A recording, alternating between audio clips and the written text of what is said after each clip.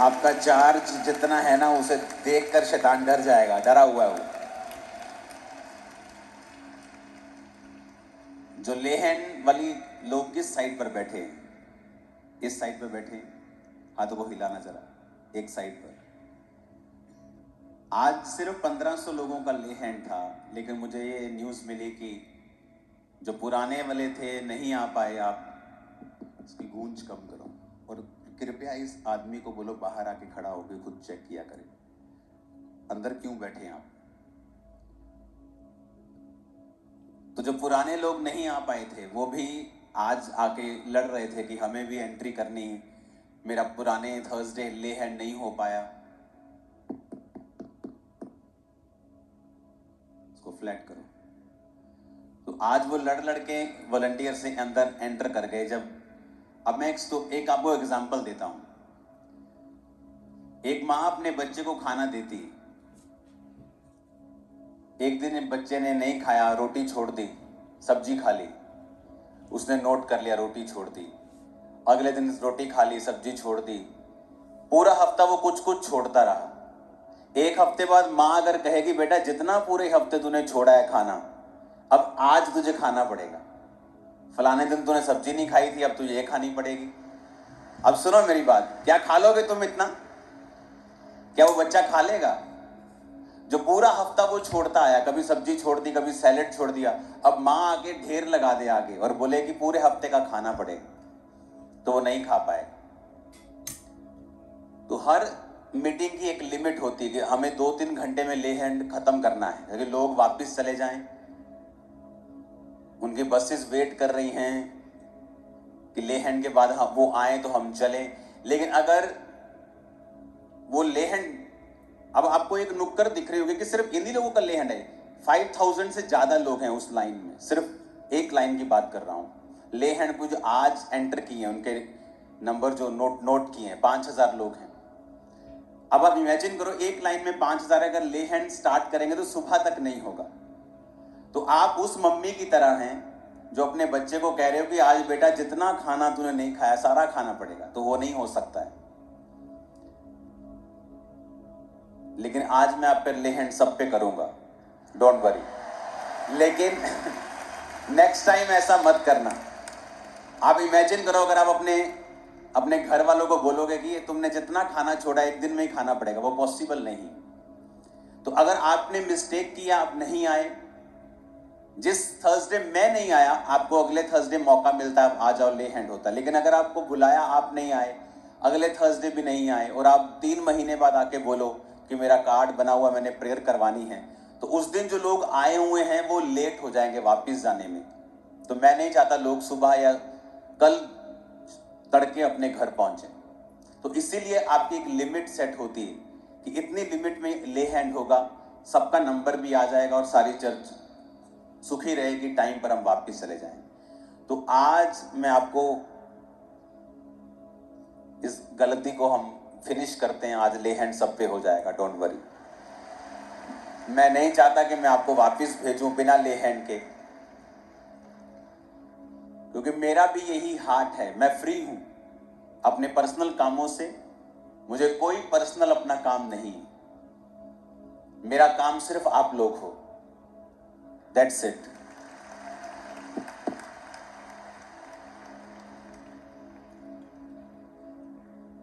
आपको just church के system follow करने हैं ताकि आप आसान रहोगे। अगर आज भी आप देखोगे, जब एक चर्च का हिस्सा उठाया जाएगा, आप देखना कितनी वहां पे वो पेज फंसते हैं। कोई बोलेगा मुझे पहले जाने दोगे, नंबर अब 3-4-5 घंटे लगेंगे आज। तो आज आपको पेशेंस रखना है। अगर आप पेशेंस खो दोगे तो भी ले हैंड बंद हो जाएगा। तो अभी आप एंटर तो कर गए हो कि मुझे भी करवाना है, मुझे भी करवाना है, तो मैं तो तैयार हूं, अब आप तैयार रहना आज। हालेलुया। और मेरा बिलीव है कि परमेश्वर बड़े काम करेगा, और जो वचन आप सुनेंगे आपकी लाइफ सेम नहीं रहेगी। हालेलुया।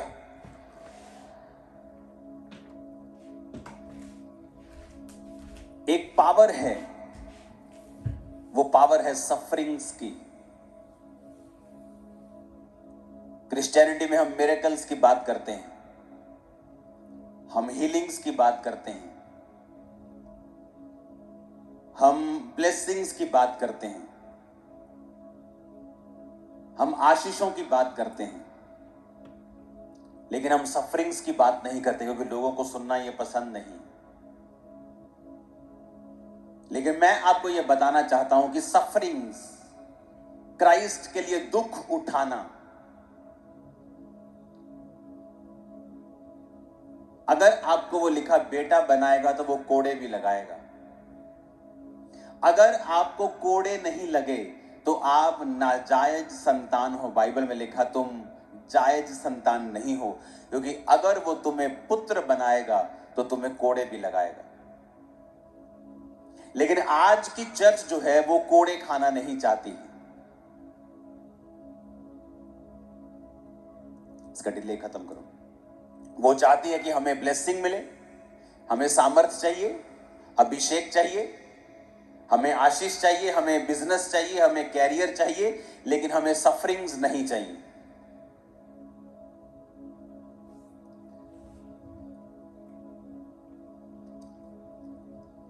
पौलुस कहता है अपने स्पिरिचुअल सन तीमुथियुस से, दूसरा तीमुथियुस 1 उसकी 8 आयत में, इसलिए हमारे प्रभु की गवाही से और जो मुझसे जो उसका कैदी हूं लज्जित ना हो, पर उस परमेश्वर की सामर्थ के अनुसार सुसमाचार के लिए मेरे साथ दुख उठा।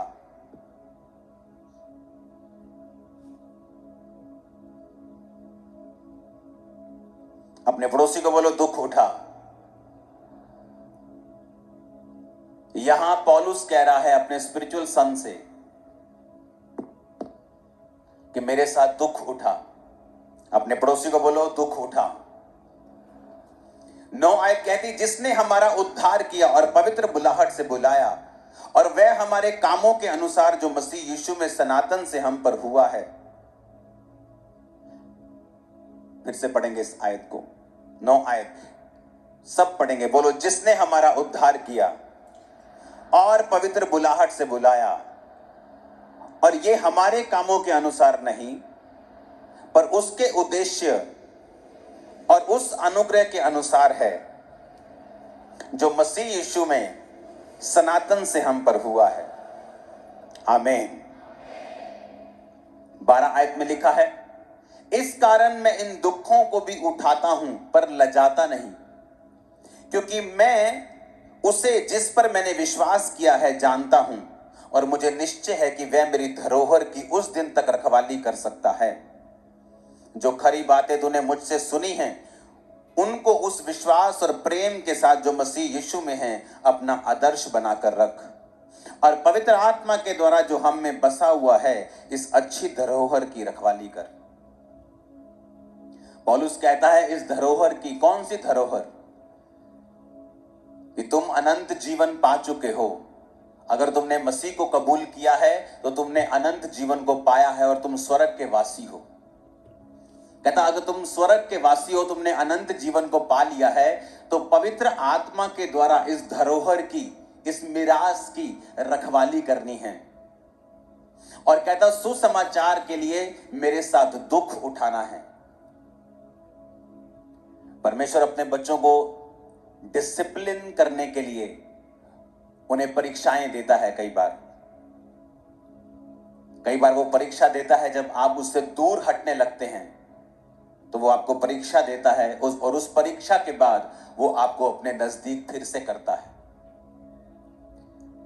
या अगर आप परमेश्वर के करीब हैं और परमेश्वर आपको अगले लेवल पर लेके जाना चाहता है, तो भी वो आपको परीक्षा देता है और आपको दुख उठाने के लिए कहता है। लेकिन आज का क्रिश्चियन जब उस पर दुख आता है, वो उसके लिए दुख की बात है, आनंद की बात नहीं है।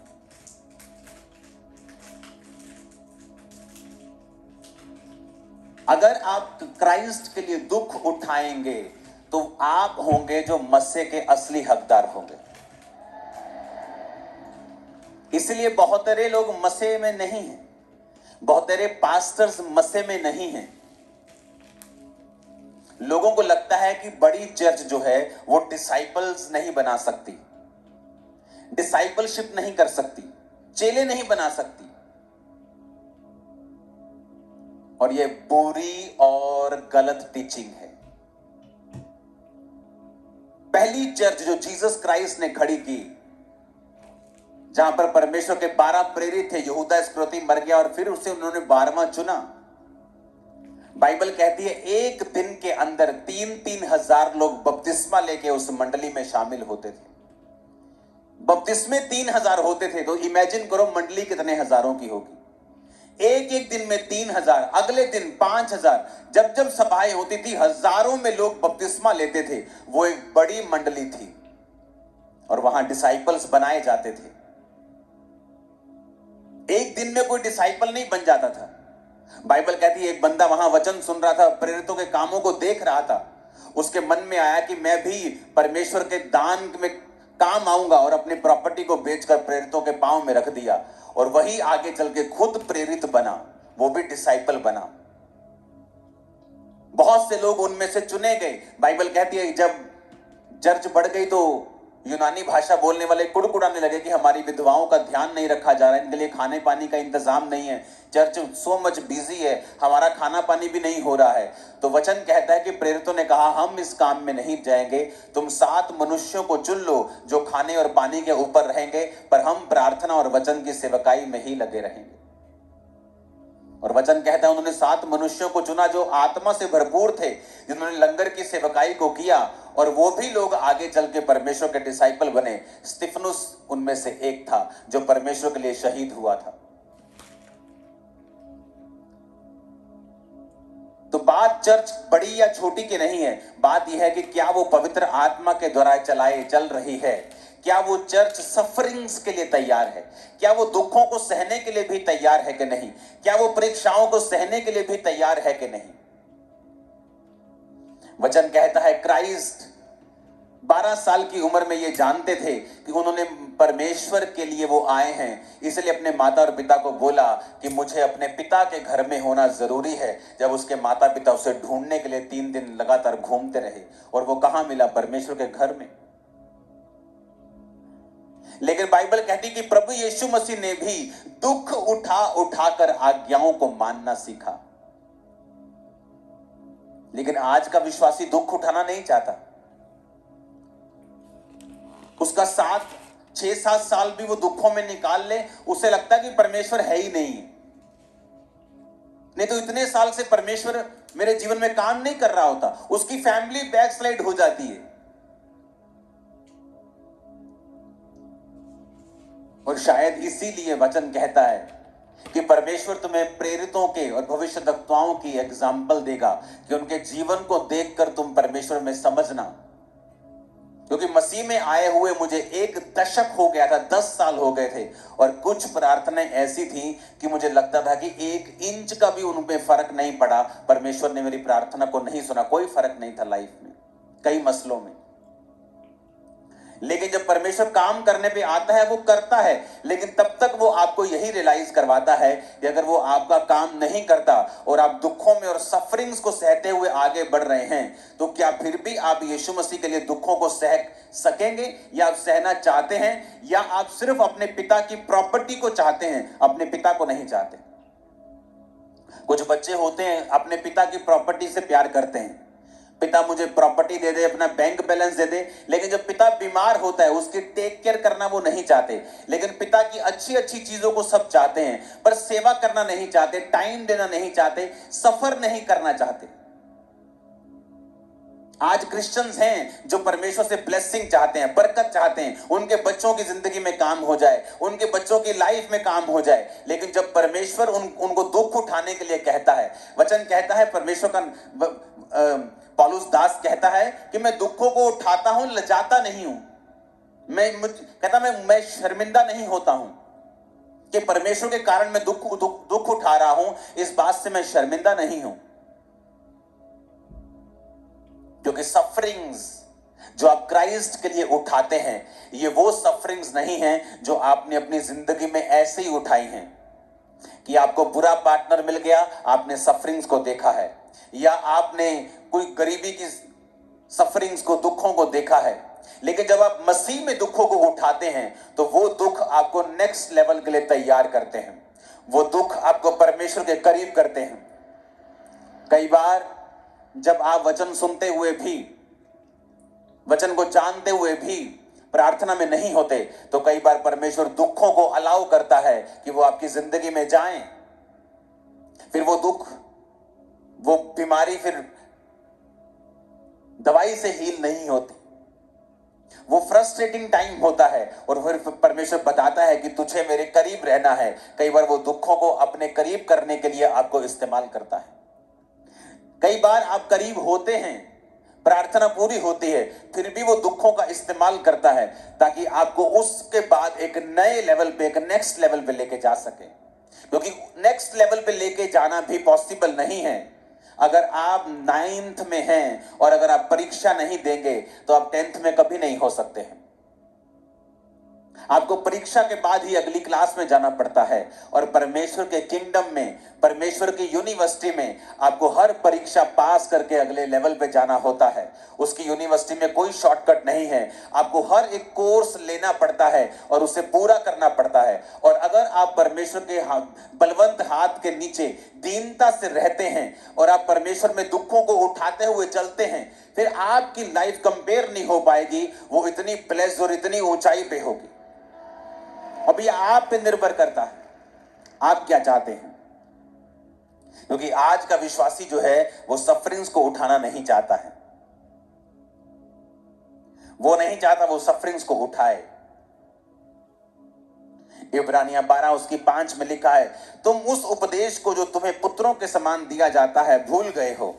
हे मेरे पुत्र, प्रभु की ताड़ना को हल्की बात ना जान। जब वह तुझे घुड़के तो साहस ना छोड़, क्योंकि प्रभु जिससे प्रेम रखता है उसकी ताड़ना भी करता है। जिसे वो पुत्र बना लेता है उसको कोड़े भी लगाता है। वो कौन सा पुत्र है जिसकी ताड़ना पिता नहीं करता? सब बोलो आमीन। 11 आयत में लिखा, वर्तमान में हर प्रकार की ताड़ना आनंद की नहीं परंतु शोक की बात दिखाई पड़ती है। तो भी जो उसको सहते सहते पक्के हो गए हैं, बाद में उन्हें चैन के साथ धर्म का प्रतिफल मिलता है। कहता आजकल अगर ताड़ना होती है तो इसको आनंद की बात नहीं समझती जनता। विश्वासी से आनंद की बात नहीं समझता। जब उसे बीमारी के रूप में या किसी भी परीक्षा के रूप में या फाइनेंशियल स्ट्रगल के रूप में कोई ताड़ना मिलती है तो वो इसको आनंद की बात नहीं समझता, वो इसको दुख की और शोक की बात समझता है। क्योंकि चर्चिस में अगर एक ही फेस दिखाया जाएगा कि परमेश्वर में आने पर सब ब्लेस्ड हैं, सब ऊंचा ही ऊंचा होता जा रहा है, तो उसका दूसरा फेस अगर आपको नहीं दिखाया जाएगा कि दूसरा हिस्सा है जो क्राइस्ट के लिए हमने सफरिंग्स को लेना है, क्योंकि फिर जो लेवल आपका होगा वो लोगों का नहीं होगा। जिस तरह से फिर परमेश्वर आपकी तैयारी करेगा आपने किसी और की नहीं देखी होगी। जो ग्रेस फिर आपके ऊपर होगी वो किसी के ऊपर नहीं होगी। बाइबल कॉलेज के बच्चों को मैं खुद क्लास देता हूं और जब मैं उनको क्लास दे रहा था तो मैंने उनको कहा कि यहोशूएल की पुस्तक को पढ़ो। बाइबल कहती है वो बंधुओं के बीच में नदी के तट पर पड़ा था। कौन से बंधु? जो इजराइल से आए थे। क्यों आए थे? क्योंकि उन्होंने परमेश्वर को छोड़ दिया था। अब उन्होंने तो परमेश्वर को छोड़ा और वो बंधुआई में थे, लेकिन यहोशूएल का क्या कसूर है कि वो नबी होता हुआ भी बंधुआई में था। और वचन कहता है परमेश्वर का वचन उसके पास पहुंचा और उसने दर्शन देखा। जो आप चर्च का लोगो देखते हो, the church of science and wonders का शेर और इधर बैल और इधर चील और पीछे मनुष्य का चेहरा, वो उसी दर्शन से लिया गया था जो परमेश्वर ने मुझे यहोशूएल के विषय में दिखाया था। जो आपका मैं वचन के अनुसार आपको बता चुका हूं। अगर वो लोगो है तो उसे दिखाना कि उस लोगो का मतलब क्या है, उस जो परमेश्वर ने हमें दिया था। तो वचन कहता है कि धर्मी इसलिए बंधुआई में था क्योंकि उसका देश पाप कर बैठा था, लेकिन वो धर्मी पाप में नहीं था। और परमेश्वर ने बाइबल में लिखा उस बंधुआई में भी यहोशूएल से बात की और उसने दूतों को आते हुए देखा, पहियों के समान जिन पे आंखें ही आंखें थी। अगर आप वचन पढ़ेंगे तो ऐसा दर्शन दुनिया में किसी को नहीं मिला था। ऐसी बात आज तक परमेश्वर ने किसी से नहीं की थी। ऐसा विजन, ऐसा दर्शन, ऐसी रेवलेशन परमेश्वर ने किसी के साथ शेयर नहीं की थी जो परमेश्वर ने यहोशूएल के साथ की। क्योंकि यहोशूएल उस समय बंधुआई में होने के बावजूद भी, दुखों में होने के बावजूद भी परमेश्वर के साथ वफादार था। उसने ये क्वेश्चन नहीं किया कि अगर मैं धर्मी हूं तो मुझे क्या फायदा हुआ, ये पापी लोग, ये भी अपने पाप के कारण, हम अगर अगर हम कहते हैं कि पाप के कारण हैं तो हम सब बंधुआई में हैं, तो मैं कौन सा राजा बन गया हूं, मैं भी तो बंधुआई में ही हूं। अगर ये कबार नदी के तट पर बैठे हैं सभी, तो मैं भी तो यहीं बैठा हूं। अगर इस देश में मंदी आई है और पापी सारे मंदी में हैं, तो धर्मी भी तो मंदी में, तो फिर धर्मी को क्या फायदा है, या क्या ऐसा हो गया उसकी लाइफ में जो ये प्रूफ करता है कि परमेश्वर उसके संग है।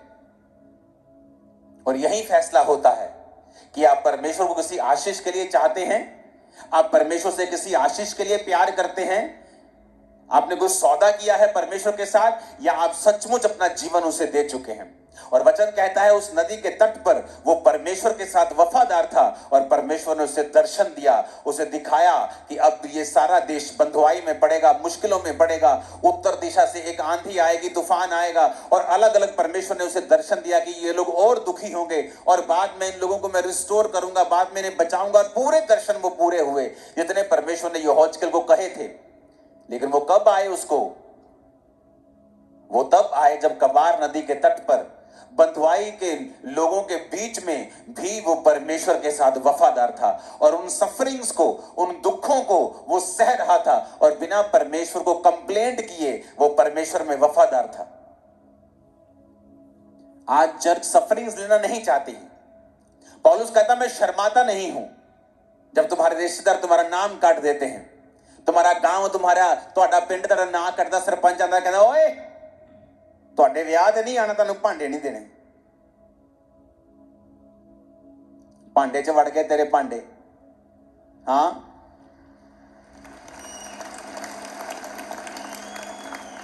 परमेश्वर कहता लजाना नहीं है, शर्मिंदा नहीं होना है, बल्कि इसको आनंद की बात समझना है। कहता इसको ताड़ना की, शोक की बात नहीं समझना है, इसको आनंद की बात समझना है। यह निशानी है प्रभु का आत्मा तेरे अंदर बसता है, ये तो साइन है। लेकिन वचन कहता है आज का जो विश्वासी है वो चर्च में आशीष लेने के लिए जाता है, लेकिन वो ताड़ना वाला हिस्सा नहीं लेना चाहता। वो अपने बाप को कहता है कि प्रॉपर्टी मुझे दे दे, लेकिन सेवा मेरे छोटे भाई को दे दे, अच्छा मुझे दे दे, और जो बुरा है वो मेरे दूसरी बहन को दे दे। आशीष मुझे मिलनी चाहिए, मैं आमीन बोलूंगा, मुझे बरकत मिलनी चाहिए, हाँ, लेकिन यीशु मसीह के नाम के कारण मुझे अगर दुख मिलता है तो वो मेरे लिए शोक की बात है। तो परमेश्वर कहता है क्या तुम्हारा संसारिक पिता तुम्हारी ताड़ना नहीं करता? अगर वो तुम्हारी ताड़ना करता है तुम्हें सुधारने के लिए, तो क्या ये अच्छी बात नहीं है कि स्वर्गीय पिता तुम्हारी ताड़ना करे? क्योंकि वो देखता है, अगर वो तुम्हारी ताड़ना नहीं करेगा तुम आगे नहीं बढ़ सकते। जो फ्यूचर में चैलेंजेस हैं, जो फ्यूचर में प्रॉब्लम्स हैं, जो फ्यूचर में इकोनॉमिक्स चीजें हैं, उनके लिए आप कभी तैयार नहीं होंगे अगर परमेश्वर आपको अभी से दुखों में तैयार नहीं करेगा तो। हालेलुया। तो आज की चर्च को यह भी समझना है कि द सफरिंग्स जो हैं, जो क्राइस्ट की थी, जो एक विश्वासी की भी हैं, वो भी आपके जीवन का एक हिस्सा है। अगर वो आपकी लाइफ में है कि जीसस के नाम के कारण अगर आप सफरिंग्स में हैं, दुखों में हैं, तो उसको आनंद की बात समझें, क्योंकि वो आपको स्ट्रॉन्ग करके नेक्स्ट लेवल पे ले जाने की तैयारी कर रहे हैं। आप प्रभु से पहले अधिक करीब होंगे, आप परमेश्वर के और नजदीक होंगे, और अच्छी तरह प्रभु को आप समझ पाएंगे, आपकी लाइफ और आसान होगी। आमीन। ऊंचा चाहिए मेरे को चर्च। हालेलुया। वचन कहता है जो उसको सहते सहते पक्के हो गए हैं, बाद में 11 आयत में लिखा, उन्हें चैन के साथ धर्म का प्रतिफल मिलता है। भाई साहब, वो प्रतिफल बहुत से धनी बाबुओं के पास नहीं है। जो बहुत धनी हैं, पूरा एरिया खरीद सकते हैं आपका, लेकिन वो प्रतिफल नहीं है, चैन वाला, धर्म का प्रतिफल, चैन का प्रतिफल उनकी लाइफ में नहीं है। पर परमेश्वर कहता है अगर तुम दुख सहते सहते पक्के हो गए हो, तुमने अपने आप को बता दिया है, तुम्हारे शरीर को यह मालूम हो चुका है तुमने परमेश्वर में मेंटल, स्पिरिचुअल, फिजिकल, फाइनेंशियल हर तरह का सफरिंग्स तुमने सह ली है, तुम सहते सहते पक्के हो गए हो। फिर कहता तुम्हें धर्म के साथ चैन का प्रतिफल भी मिलेगा, चैन के साथ धर्म का प्रतिफल मिलेगा। और यह बहुत बड़ी बात है। प्रतिफल वो होता है जब आप प्रार्थनाएं करते रहते हैं और आपको फल नहीं मिलता, लेकिन प्रतिफल का मतलब होता है कि जितनी मेहनत तुमने की है उसका पूरा हिस्सा तुम्हें मिलेगा।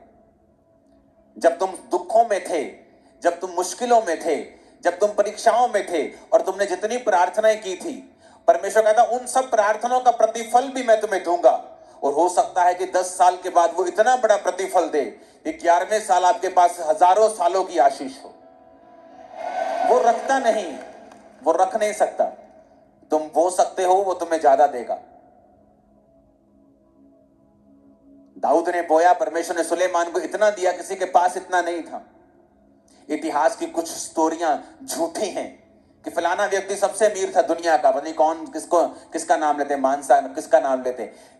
डॉक्यूमेंटेड है, सुलेमान से अधिक अमीर कोई राजा आज तक नहीं हुआ। डॉक्यूमेंटेड है ये। इतना सोना, इतना उसका जो वैभव था इतना ज्यादा था। नॉलेज सबसे अधिक आज तक सुलेमान को दी। उसे घोड़ों के बारे में पता था, उसे चंद्रमा, उसे सूर्य, समुद्र की मछ, बाइबल कहती है हर विषय में परमेश्वर ने उसको बुद्धि दी थी। जो भी राजा उसकी बुद्धि की बातें सुनने के लिए आता था, गवाही दे के जाता था कि जो तेरे विषय में हमने सुना है वो कम सुना है, जो तेरे पास है वो ज्यादा है। तो ये प्रूफ है और ये उस बात को कट करता है जो बोलते हैं कि नहीं ये राजा अमीर था, क्योंकि जिसके पास बुद्धि ज्यादा है वो एक बिजनेस कर सकता है, बुद्धि है, दूसरा भी कर सकता है, तीसरा भी कर सकता है। वो बुद्धि की बात होती है। जब बुद्धि होती है आप कर सकते हैं, आप मल्टी काम कर सकते हैं, मल्टी मैनेजमेंट कर सकते हैं, मल्टी टास्क कर सकते हैं। तो वो बुद्धि बाइबल कहती है सुलेमान के पास थी, उसने परमेश्वर से मांगी। वो बोने वाला व्यक्ति जब आप बोते हैं तो भी स्वर्ग आपके लिए खुलता है। हालेलुया। अपने हाथों को, हालेलुया,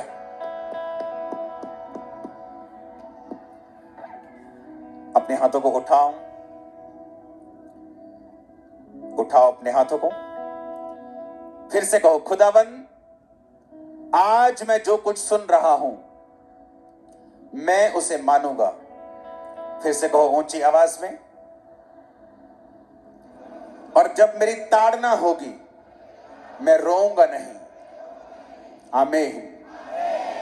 2 कुरिन्थिया 1 उसकी 4 आयत में लिखा, वह हमारे सब कलेशों में शांति देता है ताकि हम उस शांति के कारण जो परमेश्वर हमें देता है उन्हें भी शांति दे सकें जो किसी प्रकार के कलेश में हैं। सब बोलो आमीन। क्या कह रहा है परमेश्वर? कहता वो सब कलेशों में हमारे में शांति देता है ताकि हम उस शांति के कारण जो परमेश्वर हमें देता है दूसरों को शांति दे सके। आज जब लोग मेरे पास आके बोलते हैं कि मैं 7 साल से परीक्षा में हूं, और अगर खुद मैं परीक्षा में ना रहा होता मैं सोच में पड़ जाता।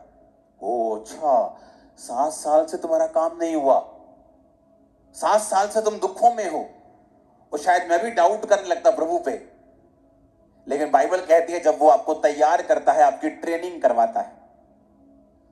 तो मेरी ट्रेनिंग परमेश्वर ने कराई कि सालों साल बिना प्रार्थना के उत्तर से भी क्या मैं परमेश्वर के साथ वफादार हूं। और एक दिन आता है जब वो आपका पूरा हिसाब किताब बराबर कर देता है। तो जब मैं लोगों के सामने बैठता हूं मुझे पूरा कॉन्फिडेंस होता है कि डोंट वरी, वो जवाब देगा। और ऐसा देखा कान खुले रह जाएंगे और आंखें खुली रह जाएंगे। Don't worry. आमीन। तो ये मुझे मालूम होता है क्योंकि मेरा ये पर्सनल एक्सपीरियंस है। और वचन भी क्या कहता है कि हमें इसीलिए शांति मिली है कि हम दूसरों को शांति दे सकें। हम इसीलिए कलेश में से होकर निकले और फिर हमने शांति पाई ताकि दूसरे जो कलेशों में से होकर निकल रहे हैं हम उन्हें शांति दे सकें। कलीसिया, अगर आप सफरिंग्स के लिए तैयार नहीं हैं, अगर आप ये हिस्से को सुनना नहीं चाहते हैं, तो आपने अभी क्रिश्चियनिटी को जप्फी नहीं डाली है। आपने उसे हग नहीं किया है, आप उससे लिपटे अभी नहीं हैं, आप अधूरी जानकारी के साथ चल रहे हैं जो बहुत ज्यादा डेंजरस होती है। लेकिन हमारी सफरिंग्स दूसरों की तरह नहीं है। सफर दूसरे भी करते हैं, दुख दूसरे भी उठाते हैं, लेकिन वचन कहता है तुम्हारा दुख तुम्हें आगे बढ़ाने के लिए, अलग लेवल पे लेके जाने के लिए, तुम्हें परमेश्वर के करीब करने के लिए, तुम्हारी लाइफ की एक बड़ी गवाही को पैदा करने के लिए, तुम्हें दुनिया से अलग करने के लिए और ऐसी ब्लेसिंग देने के लिए जो किसी के पास नहीं होगी, वो इसलिए आता है। आमीन। मेरे को खड़कने वाला चाहिए चर्च। Hallelujah, hallelujah.